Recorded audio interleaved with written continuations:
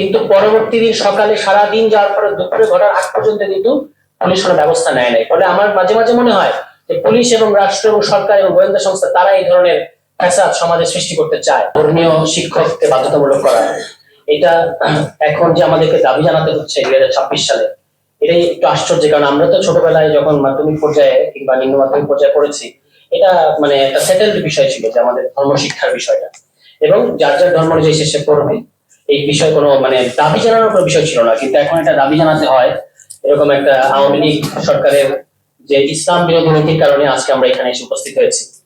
যে জুলাই সনদটা নিয়ে আমরা কাজ করেছি, ওই জুলাই সনদে কিন্তু আমাদের ধর্মীয় স্বাধীনতা, যার যার ধর্ম অনুযায়ী সে স্বাধীন থাকবে, স্বাধীনভাবে তার ধর্ম পালন করবে, এই ব্যাপারটা নিশ্চিত করা ছিল এবং সকল দল এখানে ঐক্যমত হয়েছে। বিএনপির যে ইশতেহার, সেখানেও আমি দেখলাম যে তারা এই প্রতিশ্রুতিটা দিয়েছেন।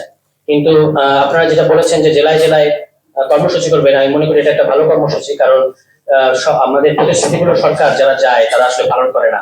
ইতিমধ্যেই রাজনৈতিক অনেকগুলো সংস্কার বিএনপি সরকার আসলে অলরেডি খেলাফ করেছে। ফলে তারা কথা দিয়েছে, কারণে কথা রাখবে, এই বিশ্বাস না করে আমাদের বরং তাদেরকে মনে করিয়ে দেওয়া উচিত এবং আমাদের যেটা একটা দাবি, গুরুত্বপূর্ণ দাবি, সেটা জানানো উচিত। সবশেষে যেটা বলবো সেটা হলো যে আওয়ামী লীগ দীর্ঘদিন যাবত বাংলাদেশে ধর্ম বনাম প্রগতিশীলতা এই একটা বিভাজন তৈরি করেছে এবং এই বিভাজনের মধ্য দিয়ে তারা শাহবাগের যে উগ্র সেকুলারবাদী যে রাজনীতি, এটা দীর্ঘদিন ধরে চালিয়ে গেছে এবং সেটার কি ভীষণ ক্ষতি হয়েছে আমাদের, এটা এখন আর ভালো অপেক্ষা রাখে না। আমরা এই বিভাজন চাই না, আমরা চাই যে আমরা এই ছোট দেশের মধ্যে সবাই মিলেমিশে থাকবো, যার যার ধর্মীয় স্বাধীনতা থাকবে। আমরা একটা গণতান্ত্রিক রাষ্ট্র চাই, কিন্তু যেটা ধর্মীয় মানে মত প্রকাশের স্বাধীনতার নামে ধর্মকে কটূক্তি করা, ধর্মের ব্যাপারে একটা ঘৃণা ছড়ানো এবং সেটা নিয়ে সমাজে ফেতনা ফ্যাসাদ সৃষ্টি করা, আমরা দেখেছি অনেক অনেক বাজে বাজে ঘটনা, অনেক দুঃখজনক ঘটনা ঘটে যায় এই কারণে।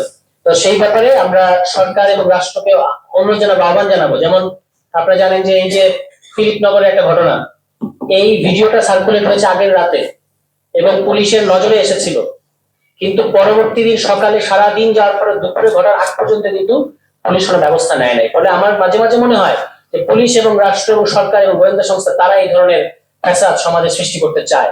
তো আমরা আহ্বান জানাবো যে আপনারা আমাদের দেশকে বিভাজিত করবেন না, অশান্তি সৃষ্টি করবেন না। অনেকগুলো অশান্তির মধ্যে আমরা ইতিমধ্যে আছি, আমরা শান্তিতে থাকতে চাই।